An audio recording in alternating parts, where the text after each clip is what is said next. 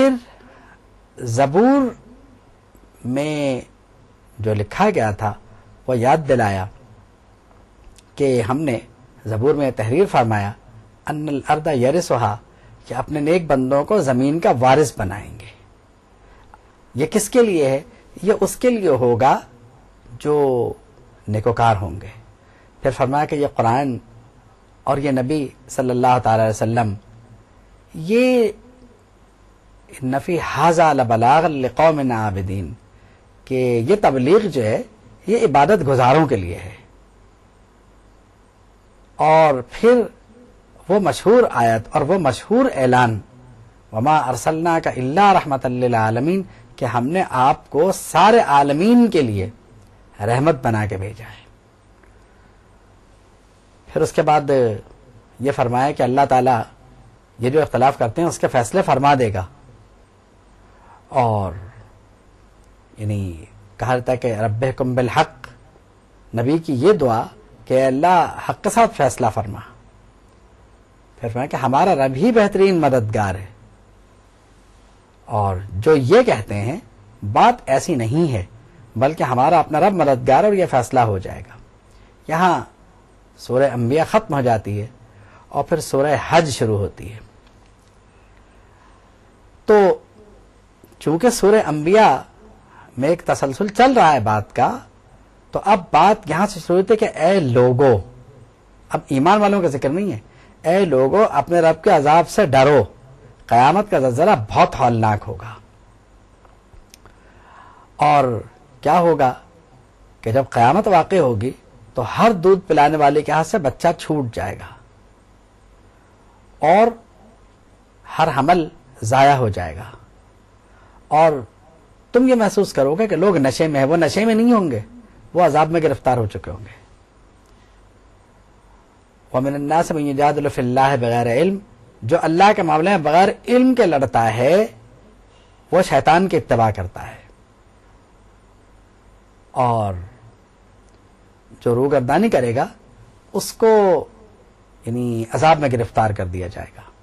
پھر فرمایا کہ اے لوگو، ہم تمہیں ایک مثال کے ذریعے سمجھاتے ہیں، اگر تمہیں شک ہو کہ دوبارہ کیسے اٹھیں گے. تمہارا مسئلہ یہی ہے کہ تم دوبارہ کیسے اٹھو گے. یعنی آپ کو دوبارہ جی اٹھنے پر یقین اس لیے پختہ ہونا چاہیے کہ پورا قرآن مجید تقریباً اس بات کے لیے ہمیں قائل کر رہا ہے کہ دوبارہ اٹھنا ہے. مثالوں کے ذریعے، دلائل کے ذریعے، مثالوں کو بطور دلیل ارشاد فرما کر ہمیں تیار کیا جا رہا، ہر طرح سے ہمارے اور ان لوگوں کے شک کو دور کر رہا ہے جنہیں تھوڑا سا بھی شک اس سلسلے میں ہو سکتا ہے. اللہ ہمیں اور آپ کو اس شک سے محفوظ رکھے. فرمایا کہ اگر تمہیں شک ہے تو ہم تمہیں بتاتے ہیں کچھ حقیقتیں جو تم روزمرہ دیکھتے ہو. کہ یہ تو ہوا نا کہ تم روزانہ دیکھتے ہو کہ انسان پیدا ہوتے ہیں. یا ایھا الناس ان کنتم فی ریب من البعث فانا خلقناکم من تراب، تم مٹی سے پیدا ہوئے. اس کے بعد جو بھی مراحل ہوئے، یعنی ایک بچہ شکم مادر تک جتنے مراحل طے کرتا ہے، اس کے بعد جب وہ دنیا میں آتا ہے تو پھر وہ بچے سے لے کے بڑا بھی ہوتا ہے، جوان بھی ہوتا ہے، پھر بوڑھا بھی ہوتا ہے، اور پھر حد یہ ہوتی ہے کہ وہ یعنی بالکل بے ہوشی کے عالم میں زندہ رہتا ہے.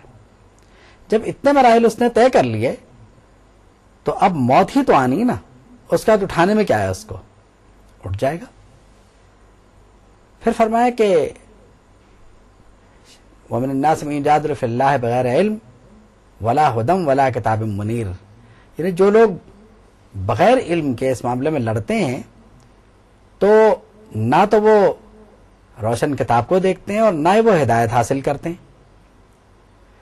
پھر فرمایا کہ قیامت کو آنا ہے، تم قبر سے اٹھو گے.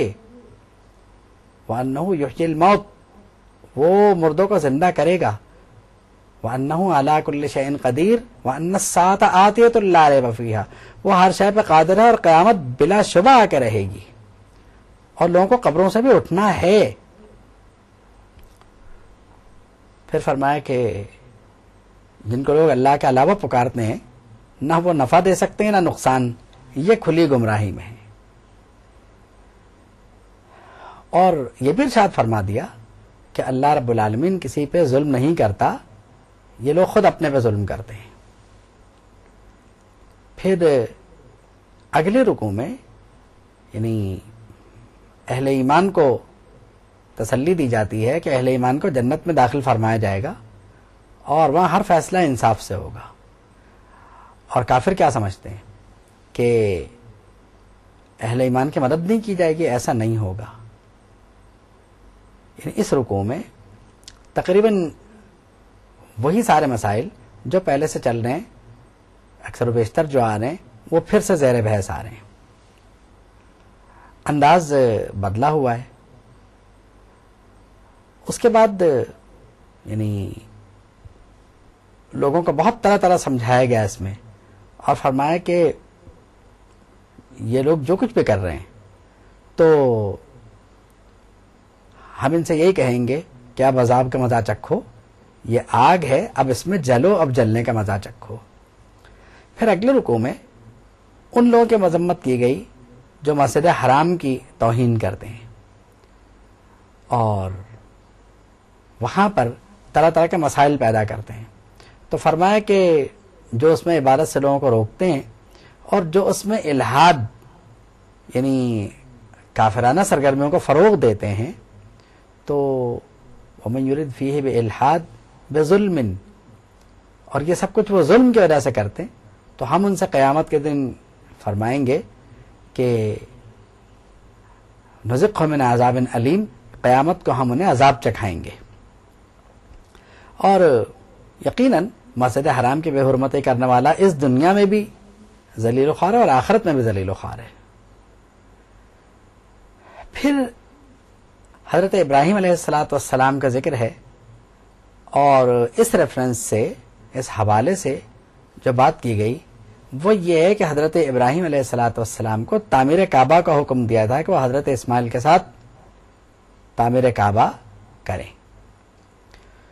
اور ان لوگوں کے لیے جو اس کا طواف کریں گے، ان کے لیے جو اعتکاف کریں گے، یا ان کے لیے جو عبادت کریں گے، رکوع کریں گے، سجدے کریں گے، اس گھر کو پاک کر دیں. اور پھر سب سے بڑی بات یہ تھی کہ حضرت ابراہیم کا ذکر اس لیے بھی ہے کہ جناب رسالت مآب صلی اللہ تعالی علیہ وسلم کے لیے اور حضور کی امت کے لیے حضرت ابراہیم کی دعا تھی، اور حضور کی تشریف آوری ان کی دعا کا نتیجہ سمجھی جاتی ہے.